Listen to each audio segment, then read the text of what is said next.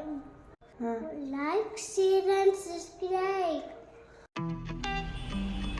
ನಮಸ್ಕಾರ ವೀಕ್ಷಕರೇ, ಇಂದಿನ ಕಿದೀರ್ ಕೈ ರುಚಿಯಲ್ಲಿ ನವರಾತ್ರಿಯ ಸಮಯದಲ್ಲಿ ನಾವು ಮಾಡುವ ತ್ರಿಮಧುರ ಪ್ರಸಾದವನ್ನು ಮಾಡಿ ತೋರಿಸುತ್ತೇನೆ.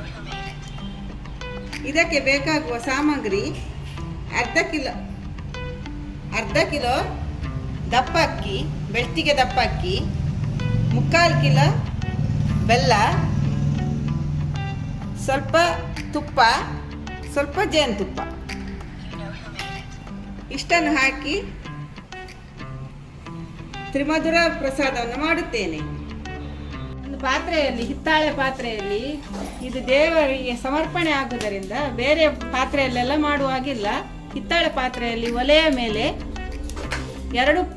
ಎರಡು ಲೋಟ ಬೆಳ್ತಿಗೆ ಅಕ್ಕಿ, ದಪ್ಪ ಅಕ್ಕಿ ಹಾಕಿ ಸ್ವಲ್ಪ ನೀರು ಹಾಕಿ ಈಗ ಅನ್ನ ಮಾಡಬೇಕು. ಈಗ ಬೇಯಿಸಲು ಇಟ್ಟಿದ್ದೇವೆ. ಬೆಂದ ಅನ್ನಕ್ಕೆ ಈಗ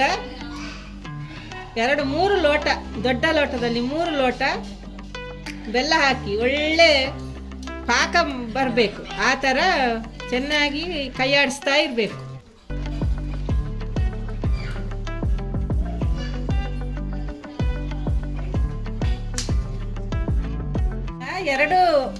ಎರಡು ಲೋಟ ದಪ್ಪ ಅಕ್ಕಿಗೆ 4 ಲೋಟ ಬೆಲ್ಲ ಹಾಕಬೇಕು.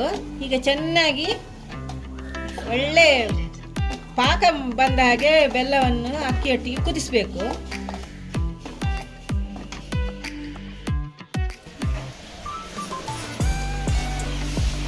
ಒಂದು ಲೋಟ ತುಪ್ಪ ಹಾಕಬೇಕು. ಇದಕ್ಕೆ 1 ಲೋಟದಷ್ಟು.